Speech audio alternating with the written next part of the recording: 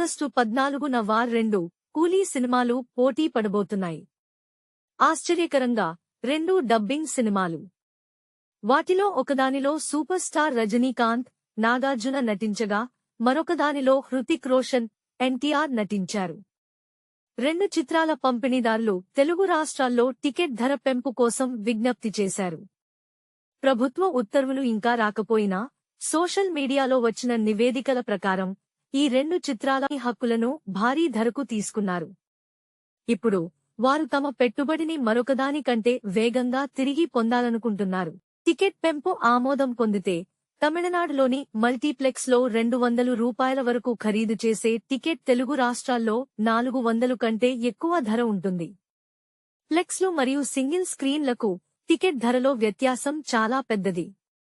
Social మీడియాలో ప్రేక్షకులు ఈ చర్యను స్పష్టంగా వ్యతిరేకిస్తున్నారు.